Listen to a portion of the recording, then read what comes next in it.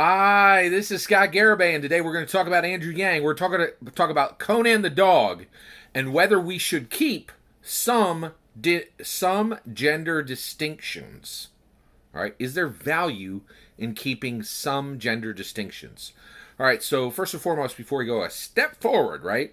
I'm Scott Garibay, right? You know me. I will tell you, hey, this is the right way to go, right? Well, today's video is an exploration. I want to open up a question and explore a subject, right? I'm not saying this is right, right? For once, Scott isn't saying this is right. I'm saying, should we consider this, right? It's okay to open this as a question, right? And so this is just a little bit of an exploration of a subject, right? All right. So let's talk about, Andrew Yang, right now he needs to be dialed in on Conan, the Belgian Malinois. Conan is a Delta Force military working dog, right? Now, because he actually participated in a recent special ops mission, right? He went on the Barisha raid and he was injured. He was electrically shocked by live wires he encountered, right? So he's this epic, Delta Force military working dog. He's in the news because Donald Trump had him visit the White House, right? So Andrew Yang is very likely to get a lot of questions on Conan. He may even meet Conan the dog at some point, this Belgian Malinois, right? So I think it's really interesting, and I think I think Andrew Yang needs to be very aware of what his answers are on this dog. And this dog brings up some really important subjects, right? So let's talk about it, right? All right, so first and foremost, there was a question at the national level, right? At the international level. Actually, Conan the dog made international news when he visited with Donald Trump, right? By the way, it was a great visit. Like, Conan seemed to enjoy himself. Donald Trump was really happy. Melania Trump was there. I'm like, I didn't even know she hung out in the White House ever, right? So it was pretty interesting, right? So, but there was a question on what gender is Conan, right? Now, there's a whole lot of bouncing around on, and questions on what gender Conan is, right? And so it looks like it's landed that Conan is a male, right? Now, why does it matter? Well, I'll tell you why it mattered. A lot of people were really interested in this because they were like, what gender gets credit for this dog's epic achievements? Because this dog has super epic achievements. Right, I'll tell you right now, like, Conan, the Belgian Malinois, has done things I've never done, right? Like, he's done some pretty epic things, right? He's displayed more courage in combat, more bravery in battle than I have, right? Like, it's a pretty epic dog, right? And so both genders, men and women, were like, who gets credit for this, right? Like, we're not dogs, but we're male or female, right? Just, and this dog has a gender. We're not there yet where dogs have more than two genders. I think right now dogs generally only have two genders. I'm sure we'll be there 5-10 years from now, and maybe we're there now. Please enlighten me if I'm wrong on how many genders dogs have at this point. Please go right ahead. Let me know in the comments. I try to pay attention to this stuff. I try to keep up, right? Because they're understanding, super complex issues like identity and gender and preference. It's complicated, and so I try to listen to smart people. I try to listen to verifiable, useful sources, right? And it's not always easy to find which ones to listen to. All right, so people wanted to know who gets the credit here for these epic deeds, the male gender or the female gender, right? And so as soon as I heard this, I was like, wait, are we even still talking about this stuff, right? And in my mind, immediately when the questions started coming up, I was like, well, dogs are man's best friend, right? And I was like, wait, Scott, you can't say that. You can't say that dogs are man's best friend. And I was like, can I not, right? And I was like, is that wrong? Is that right? And that is a saying, right? It's been a saying for a long time, that dogs are man's best friend. And then I was like, oh, yeah, there's another term too, cat lady, right? Now, the term cat lady is interesting because the Garibays have kind of a relationship with the word cat lady. My daughters actually know a cat lady, and she's like super important to the Garibay family. So for about over a decade, we sat behind this lady, a cat lady, who was at our church, and she knitted a lot, and she had cats, right? super intelligent lady, super independent, and we knew her because she knitted, and my daughters just like fell in love with this lady because we would go to church and she'd be knitting in in the row in front of us, and she'd always have this amazing shawl or this sweater she was creating, and she taught them all kinds of stuff like pearls and hooking and like knit row and a whole bunch of like super dope knitting subjects, and both of my daughters learned to knit from this cat lady, right? And the reason why we called her Cat Lady is she would not bring up her cats. We would talk to her every week, right? Well, I would say 1 out of 10, every 3 months, she would talk about her cats once, right? But we knew her for 10 years. So, like, after a year, she would not bring up her cats. We would, right? Because we knew her cats were really important to her, right? And so my daughters would talk, they would learn some new knitting thing from her. And she was incredibly valuable to our family because my daughters listened to her, and they would talk to her on a whole bunch of subjects beyond cats and beyond knitting, right? Like, she was incredibly valuable to the Garibay family, right? And, she was super intelligent. She was completely independent. She knitted like a knitting champion. She was like a hero, like, in our family. Like, everybody knew this cat lady, right? And my daughters would ask her about her cats, and as soon as they asked, she would have a big smile on her face. She'd tell them all about each one of her cats, right? And it was a big part of her life, right? So for us, Cat Lady is kind of an epic name. It's not a bad. I think some people connect that to a bad thing, but Cat Lady is a real thing. Now, are there? By the way, as always, I'm talking about the macro level, right? So man's best friend at the macro level. Right? For a long time, Americans, I think, thought that men like dogs more than women like dogs, right? And at the macro level, I think Americans thought women like dogs more than men like dogs, right? And the reality is, I know more than one cat lady, right? But I've only met one. I probably know 5 to 10 cat ladies, right? And I know one cat dude. One. I met one. Once he was in a book. I was in a writer's group, and there was a cat dude. He was clearly a cat dude, right? And so, at the macro level, it looks like this is here, right? So the question is, so I was like, Scott, can you think of any? Can you allow these terms to be in your head, right? Now, one, what does this have to do with Andrew Yang? Well, a big question, and that question is, for Andrew Yang, should he be speaking to the Americans about the idea of keeping terms, and perhaps keeping terms that are gendered, and perhaps keeping some gendered distinctions, that there's value in this, right? And Andrew Yang, he needs to make himself distinct, and I think there's value if he moves forward and he starts to talk about this subject openly, right? Now I want to talk about why I'm talking about this subject today, right? So I'm saying, hey, maybe we should keep some gendered terms, maybe we should keep some gender distinctions, right? Now, why am I doing this, right? Because this is incredibly, this is the tight wire, this is the tightrope. One, I'm a political commentator. That's what I do, right? And I'll tell you right now, political commentating is, you're on a tight wire, right? You're on a tightrope. And if you wobble too much, you're going to fall and hurt yourself, period, right? And I realize right now, this is a thin wire I am on, right? So I'm moving forward carefully on this, right? And also, take the moment right now. If anyone out there thinks that I'm not speaking not speaking respectfully to men or women, or about cat ladies, or about dogs, or about cats, let me know, right? Because the reality is, I want to learn. I want to make sure that I'm being respectful, that I'm being cautious, right? And so I'm moving forward carefully here, because I know this is a dangerous subject, right? So why am I taking the time to talk about it? Well, I will give you the reason. International Men's Day. It just happened. Right? And so I was on Twitter, and I was like, what's trending? International Men's Day?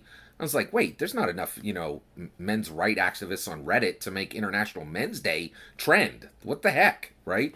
And so I jump on, and I'm like, wait, these are like men and women who are talking about International Men's Day, celebrating men distinctly.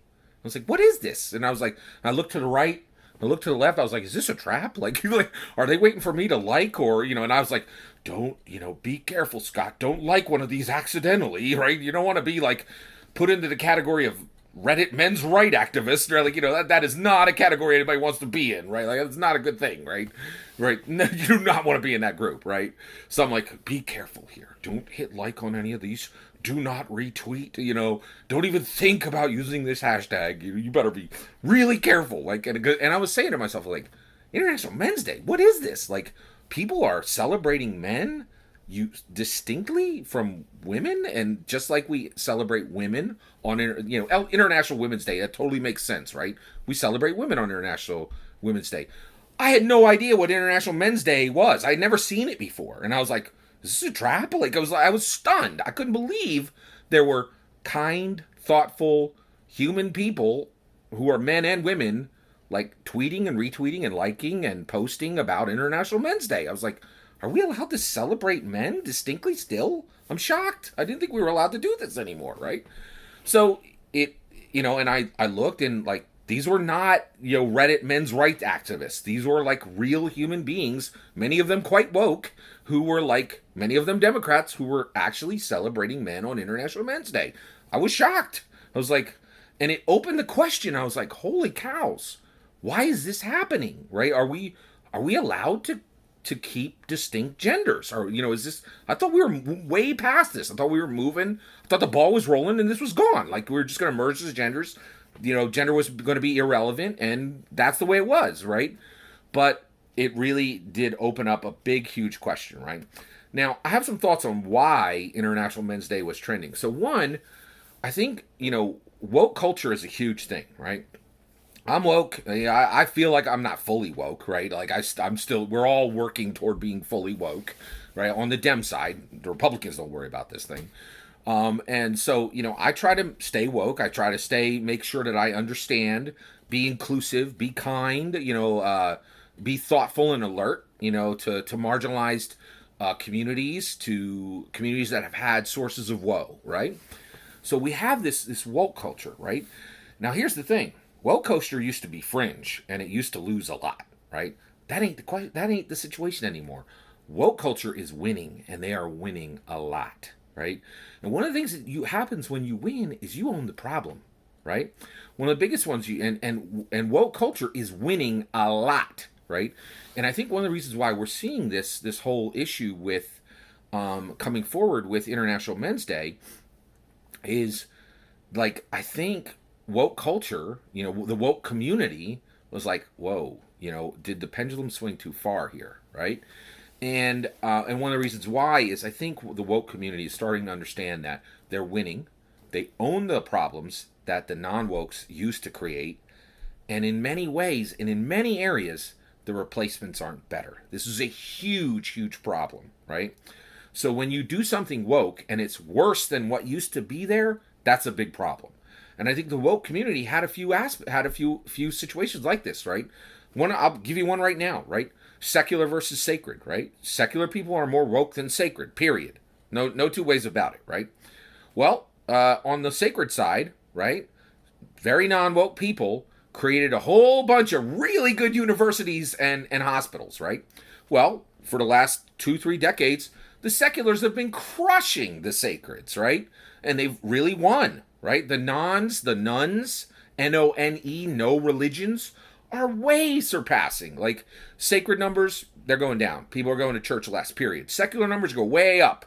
A lot more people sleeping in on Sunday now, right? So the seculars have won. The sacreds are losing, right? And now the seculars, they get to put up their universities and their hospitals. Where are they?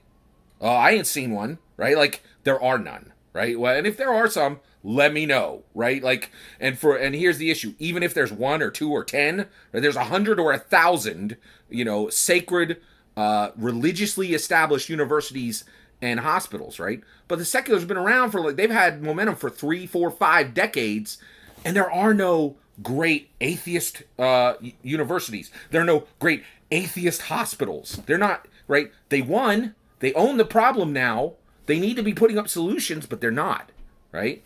And so that's one of the issues. Is I think woke community is like, and I think it's one of the reasons why we're seeing International Men's Day with people who are actually woke saying, hey, it's okay to celebrate men distinctly, right?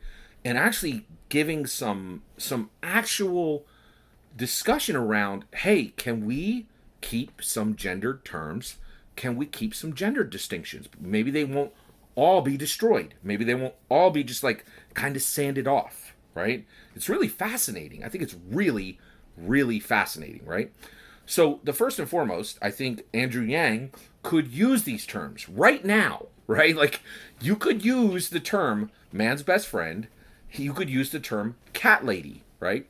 If he thinks it's appropriate to keep some gender terms and to keep some gender distinctions because the woke pendulum swung too far, right? Now, this is another thing, and I'm saying I think he could. I'm not saying he should. I'm thinking he can use his big brain, which is way bigger than mine and way bigger than anybody on the platform on the debate 5, right? Way bigger than anybody running for president, bigger than Bloomberg, bigger than Tulsi. He's the smartest dude running, period. Smartest person running, period, right? And he can think about this very carefully and say, okay, should I use the term man's best friend when I refer to the Belgian Malinois Conan, the Delta Force military working dog, right? Can I use the term cat lady, right? Can we acknowledge that that's a good thing, right? And that can we even acknowledge that maybe women do like cats more than men like cats, and maybe men like dogs more than women like dogs? I don't know, right? I want him to think about it, and I would really like his answer here because I'm alarmed, right? Like I think I think there may be some value in keeping terms, in keeping some gender terms, and keeping some gender distinctions. There's certainly some that we should get rid of on both of those categories. But maybe it's okay to keep some, right?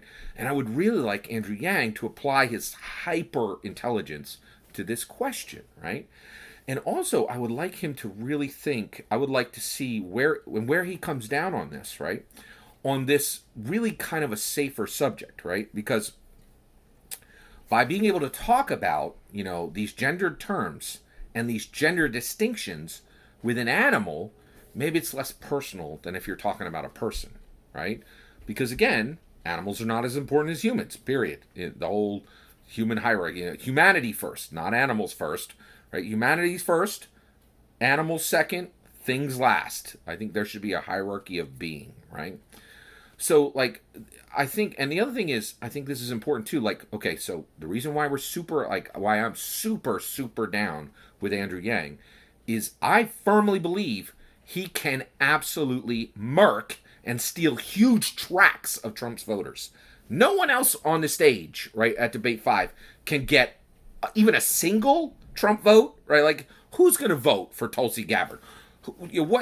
How is Pete Buttigieg going to steal Donald Trump votes, right? Like, he does have one angle he could use, but I'm not sure he's willing to embrace it.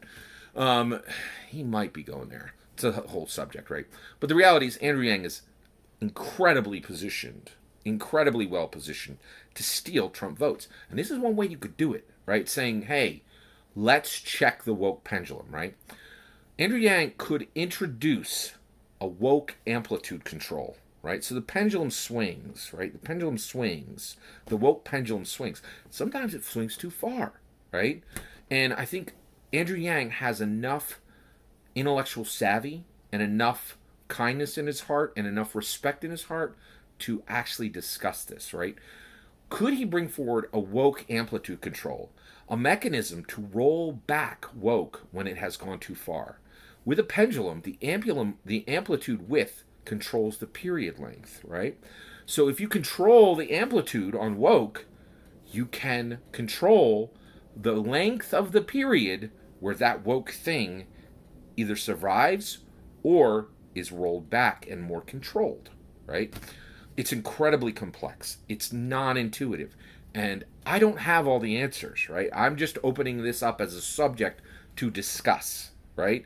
And I also would really like Andrew Yang to put his big brain on this and to bring forward an answer, right? And the reason why is Scott Garibay is always like, this is what should happen, right? But this one is so complex and so non-intuitive that I want somebody smarter than me to answer. And I think Andrew Yang is the perfect person to do that. I think we should consider keeping some gendered terms and keeping some gender distinctions. And I think the idea of having International Men's Day come around again and actually be celebrated non-ironically is pretty incredible. It's really incredible, right? And I would really love to get some guidance from Andrew Yang. I'm hoping that he uses the term man's best friend or uses the term cat lady, which would signal to us, hey, let's preserve some gendered terms. Let's preserve some gender distinctions. And let's have a conversation about if gender distinctions may have some value. And the idea of sanding them all away would be a situation where the woke pendulum swung too far. I'm hoping Andrew Yang will speak on this. I would really, really like to get his wisdom on it. I'd also like to get your wisdom on it. What do you think? Do you think we should continue? Do you think that because of International Men's Day, there is an opportunity for us to consider keeping some gender distinctions? And do you think Andrew Yang should lead us down that path, or say no, we really should make sure that gender distinctions go away all the way, right? And moving toward a genderless society where your gender really doesn't matter is a better model, right? I'd love to hear what you have to say. Please let me know in the comments below. Please consider liking and subscribing, and have a wonderful millennium.